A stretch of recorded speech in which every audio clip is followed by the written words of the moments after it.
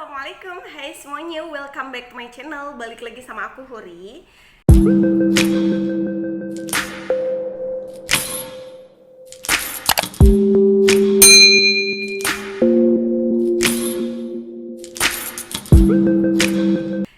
Di video kali ini aku mau sharing ke kalian semua tentang beberapa penyebab ataupun beberapa penyebab sih ataupun alasan kenapa ibu hamil tuh jadi susah tidur ketika hamil. Jadi tapi aku di sini lebih ke ibu hamil yang sulit tidur tuh di trimester awal ataupun di awal-awal kehamilan gitu ya. Walaupun pada kenyataannya tuh ada yang dari semester awal, semester 2, trimester 2, trimester 3 itu masih kesulitan tidur. Nah, ini tuh ada beberapa penyebab yang menyebabkan ataupun yang buat kalian tuh jadi susah tidur ketika kalian sedang hamil. Nah, apa aja penyebab si ibu hamil ini jadi susah tidur ataupun jadi sulit tidur? Stay tune. Nah, pastinya kalian mungkin ada beberapa yang ngalamin yang kayak yang aku bilang ini, ataupun ada juga yang mungkin nggak ngalamin sama sekali ya. Jadi nggak semua, karena ada beberapa video aku yang aku sharing, ada yang bilang, kak aku kok nggak ngerasain ini ya, kok aku nggak ngerasain ini ya, kok aku udah usia kehamilan sekian belum ngerasain jedut-jedut yang kayak kakak bilang ya, ataupun kak kok aku nggak mual ya, kok aku nggak muntah ya. Jadi enggak semua kehamilan itu sama, karena beda kehamilan pastinya beda pengalaman hamil. Malah ada satu orang ibu tuh bisa beda kehamilan yang pertama dengan kehamilan yang kedua. Bisa jadi yang kehamilan pertama tuh jadi gampang makan, jadi gampang tidur, jadi gampang pokoknya gampang, segala gampang. Nah, ada juga ketika dia hamil anak kedua jadi susah tidur, jadi susah makan, jadi mual muntah terus, jadi ya pokoknya ada banyak banget yang membuat perbedaan antara kehamilan yang pertama dengan kehamilan yang kedua. Apalagi yang kehamilan si perempuan yang satu dengan perempuan yang lainnya. Jadi nggak semuanya sama pengalamannya, karena beda kehamilan, beda pengalaman. Jadi dinikmatin aja, gitu ya. Nah, jadi kalau misalnya kalian ngerasain kayak susah tidur, sebenarnya ngantuk gitu kan, sebenarnya ngantuk banget, pengen banget tidur gitu, tapi ternyata nggak bisa tidur juga, udah pindah sana pindah sini, udah mungkin kalian udah ngidupin kipas angin, udah buat suhu ruangan dingin pakai AC, ataupun kalian udah coba beli bantal untuk ibu hamil, bantal tidur ibu hamil gitu ya, atau misalnya kalian udah coba segala macam ini itu, tapi masih tetap juga nggak bisa tidur juga.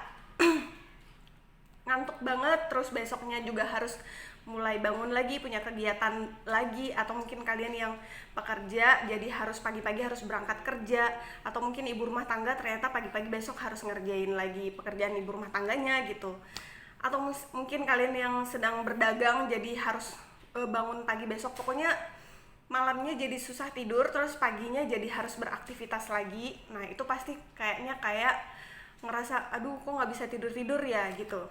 Nggak cuman kalian sendiri kok yang ngerasain kayak gitu, jadi ada banyak, tapi nggak semua ya, ada banyak ibu-ibu yang sedang hamil, apakah itu trimester 1, trimester 2, trimester 3, yang ngerasain yang kayak gini.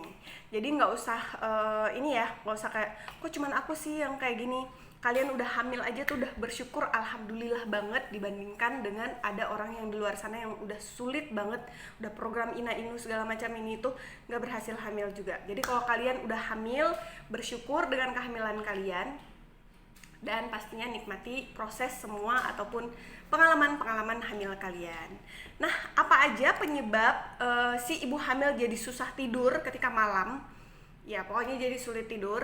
Yang pertama adalah peningkatan hormon progesteron. Nah, ini yang namanya ibu hamil pastinya ada perubahan hormon dong. Yang tadinya hormonnya masih hormon biasa gitu ya. Terus pas waktu hamil kan udah ada hormon-hormon kehamilan. Jadi di sini tuh ada perubahan, ada peningkatan hormon juga. Jadi lebih kayak ngerasa cepet capek gitu kalau misalnya kalian mengalami peningkatan hormon progesteron. Jadi kayak gampang capek, gampang lelah, terus kayak pengen tidur tapi nggak ngantuk, pengen tidur tapi udah ngantuk tapi nggak bisa tidur.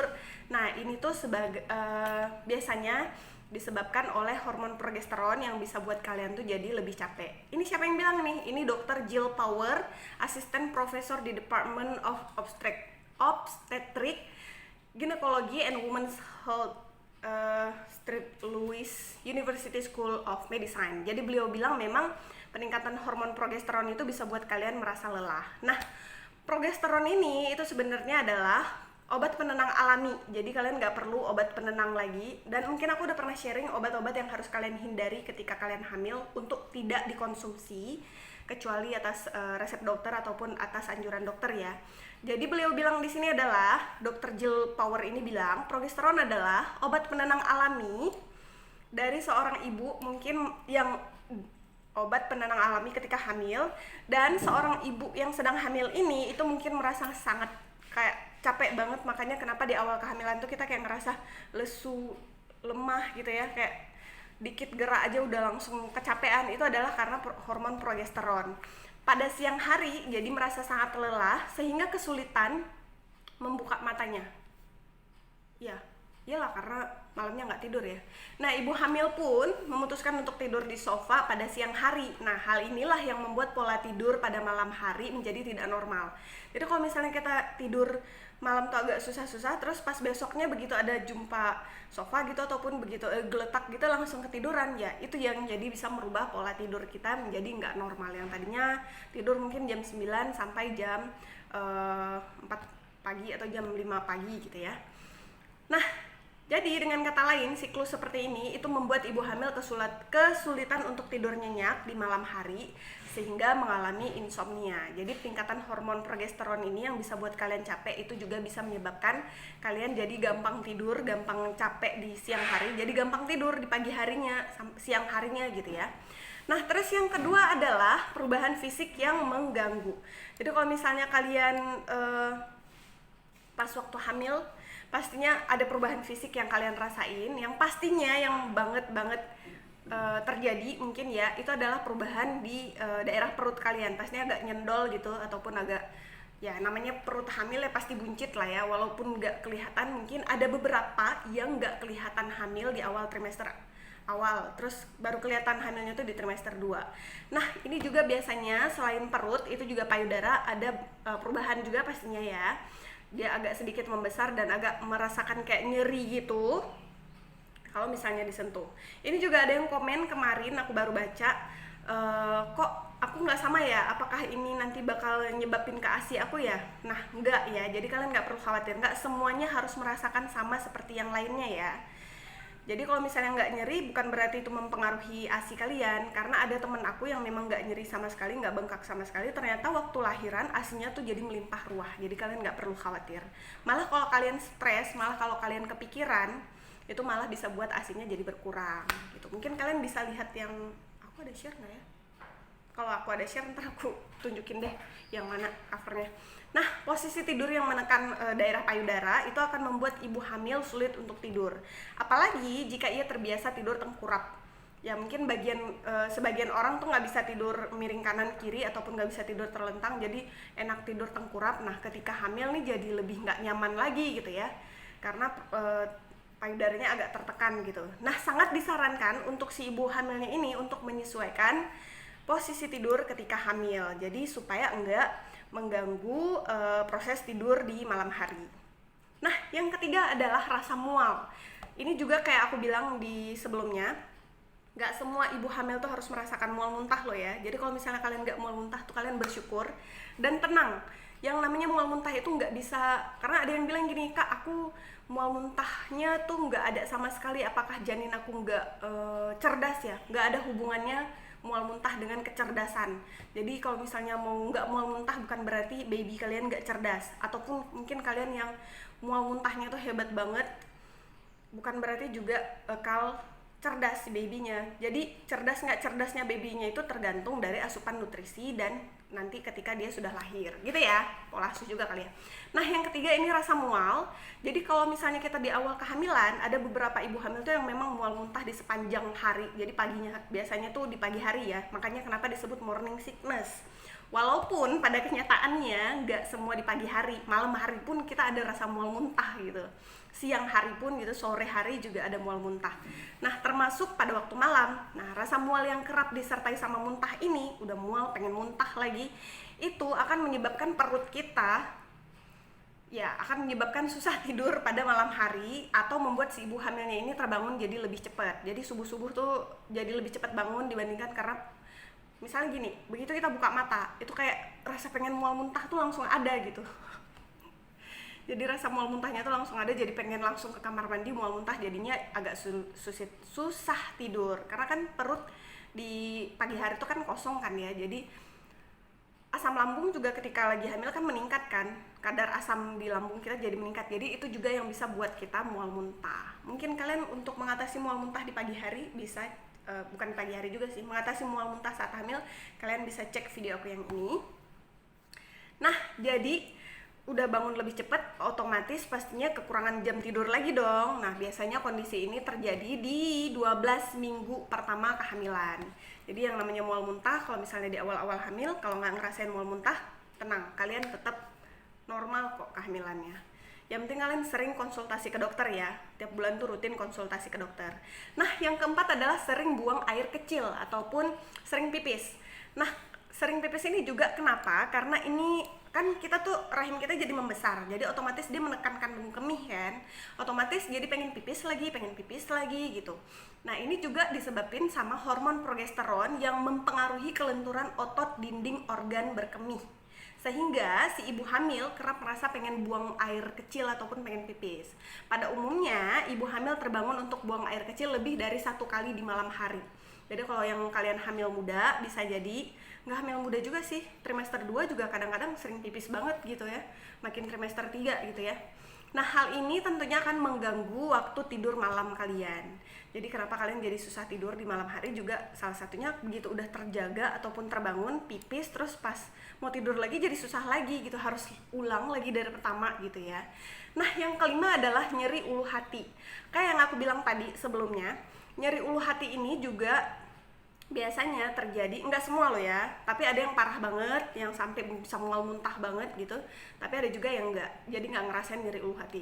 Nyeri ulu hati ini juga bisa mengganggu si ibu hamil untuk pas waktu tidur, jadi mengganggu tidur si ibu hamil, bahkan bisa aja membuat si ibu hamilnya ini tetap terbangun sepanjang malam, jadi kayak perih gitu, kayak sakit gitu, pokoknya kayak nyeri gitu di ulu hati kalian gitu.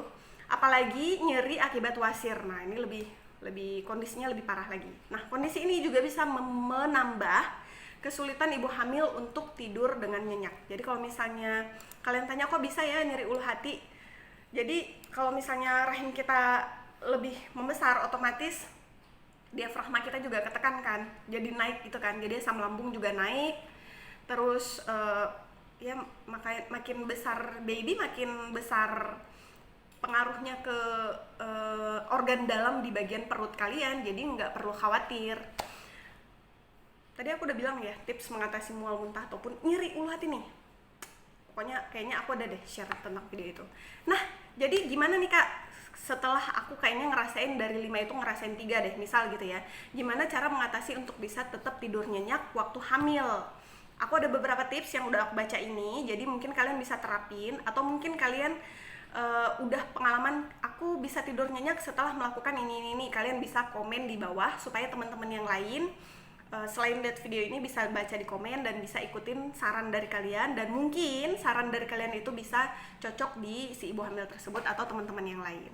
Nah, kesulitan tidur ini itu nggak bisa dibiarkan, bukan nggak bisa dibiarkan sih, emang terjadi ya, gimana ya, jadi dia bakal terus terjadi sih, bakal terjadi tapi nggak terlalu lama, walaupun ada beberapa orang yang mengalami di trimester 1 sampai trimester 3, walaupun ada yang cuma di trimester 1 atau mungkin trimester 1 masih gampang-gampang aja tidurnya, trimester 2 gampang-gampang aja tidurnya, trimester 3 malah lebih sulit tidurnya karena udah tambah panas, walaupun udah dikencengin kipas angin, udah pakai AC, udah di suhu terendah banget, tetap panas. Pengalaman pribadi banget. Jadi ini nggak membahayakan, nggak seberapa membahayakan ya si ibu hamil sama janinnya. Jadi kalau misalnya udah nggak tidur sama sekali, nah itu bahaya ya. Misalnya dari malam tuh, dari jam 8 malam tuh sampai pagi tuh memang nggak tidur sama sekali, memang melek gitu. Nah, mungkin itu kalian perlu konsultasi ke dokter. Nah, jadi ada beberapa tips yang bisa aku sharing ataupun yang bisa aku saranin ke kalian supaya kalian bisa tidur lebih nyenyak di malam hari. Yang pertama adalah hindari screen time. Nah, ini penting banget. Mau ibu hamil mau nggak ibu hamil tetap ya. Screen time itu kayaknya udah jadi habit gitu kali ya. Jadi sebelum tidur ngecek dulu handphone. Padahal tadi udah dicek nih, termasuk aku pribadi ya. Tadi udah dicek nih, terus tetap scroll Instagram, tetap scroll ini, tetap lihat itu, tetap lihat WA group. Dan banyak banget yang membuat kita tuh kayak pengen lihat handphone lagi gitu. Jadi usahakan untuk membatasi screen time minimal 1 jam sebelum tidur. Karena apa? Karena ini bisa mempengaruhi kualitas istirahat kita, nggak ibu hamil aja ya, kita. Ternyata ini menusuk aku juga. Oke, yang kedua adalah gimana caranya?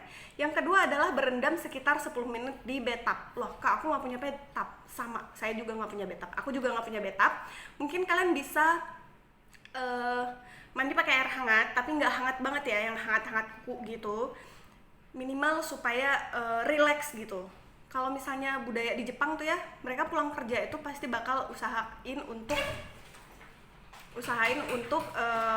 berendam di air panas ataupun mandi setelah pulang kerja di malam hari. Jadi itu yang biasa dilakukan sama orang-orang di Jepang setelah sepulang kerja. Tapi kalau misalnya kalian mau, kalian misalnya nggak punya bathtub, kalian bisa coba minimal mandi dengan air hangat supaya badan kalian jadi lebih rileks.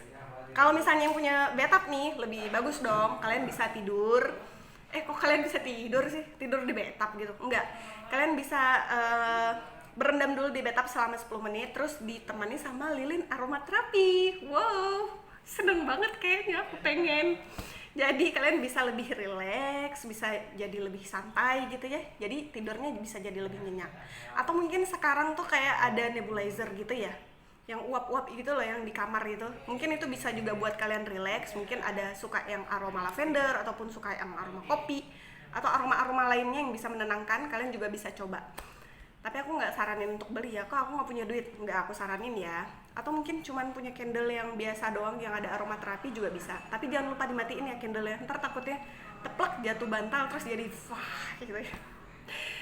Pengalaman banget kayaknya. Oke, yang ketiga adalah hindari konsumsi makan atau minuman yang mengandung kafein. Nah, ini ibu hamil memang disarankan untuk tidak konsumsi ya, mau sebelum tidur ataupun di masa kehamilan, karena ini juga berpengaruh kepada air ketuban, pengaruh juga ke kondisi si janin.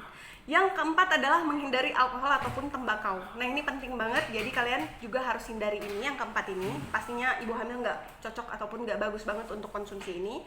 Yang kelima adalah hindari makanan pedas. Jadi makanan pedas ini harus kalian hindari untuk tidak menaikkan kadar asam di dalam lambung kalian. Jadi kalau misalnya kalian makan yang pedas, otomatis bisa memicu asam lambung. Jadi bisa mual muntahnya lebih parah gitu. Terus yang keenam adalah rutin berolahraga, tapi jangan dilakukan menjelang tidur. Jadi kalau misalnya mau tidur jangan olahraga lagi. Ntar kenapa ya? Pokoknya nggak boleh deh. Di sini aku bacanya gitu.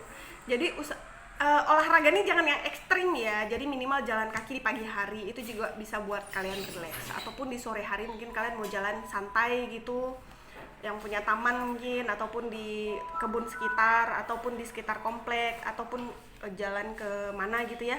Atau misalnya kalian lebih suka jalan ke mall, silahkan. Saran sih. Tapi kok kayak enggak ini ya. Ya mungkin dengan jalan-jalan ke mall jadi bisa lebih refreshing kali ya. Silahkan ya.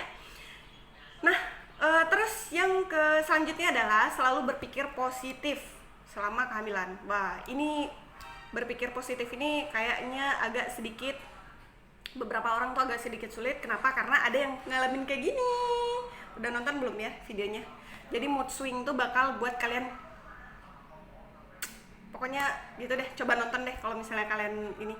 Mungkin para suami juga, karena ada beberapa juga yang konsultasi gaya bener, yang sharing ke aku gitu ya, yang sharing ke aku gimana ngatasin mood swing si istri. Padahal aku udah sharing di video ini. Mungkin kalian para suami silahkan nonton video ini, mungkin, ataupun kalian para istri sedang lihat video ini, terus kalian mau suami kalian jadi tahu gimana cara mengatasi mood swing, kalian nonton aja video ini, terus kalian gedein deh volumenya biar dia dengar. Tips apaan ini? Nah, jadi yang selanjutnya adalah jangan melakukan aktivitas fisik yang terlalu berat sehingga membuat kita jadi cepat lelah ataupun jadi cepat capek. Kenapa? Karena ini juga mempengaruhi kondisi baby ataupun kondisi janin kita. Kalau di trimester awal itu bagusnya memang sebaiknya kita menjaga, jadi nggak terlalu aktivitas berlebih. Oh nggak apa-apa kak, kandungan aku kuat. ya aku nggak larang juga ya.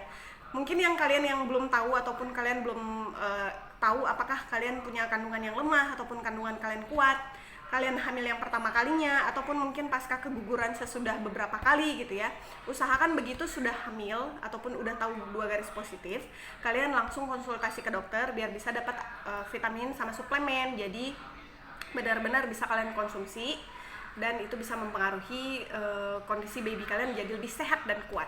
Mungkin kalian silahkan nonton video aku yang ini juga, jadi banyak soalnya. Nah ini kalau misalnya apa yang harus kalian lakukan ketika kalian tahu test pack kalian positif gitu ya. Nah yang terakhir adalah menggunakan lampu yang lebih redup untuk tidur. Nah ini memang sebaiknya tidak hanya disarankan untuk ibu hamil, tapi untuk kita yang biasa juga sebaiknya memang kita matiin lampu sih. Kalau misalnya nggak bisa, Kak aku nggak bisa matiin lampu, kayak ngap gitu, kayak susah gitu, kayak aku kayak sesak nafas gitu, minimal ada cahaya kecil aja gitu ya, nggak terang benderang kayak di siang hari gitu ya, karena itu untuk mengistirahatkan mata juga. Selain untuk mengistirahatkan mata juga bisa mengistirahatkan otak kalian. Itu yang informasi yang aku baca ya. Nah ini dulu informasi yang bisa aku sharing, mudah-mudahan informasi ini bermanfaat. Kenapa aku kayak buru-buru gitu, karena memang ini jadwalnya udah bukan lagi jadwal untuk record video, dan di sini tuh yang buat aku kayak aku harus lebih besar volumenya gitu.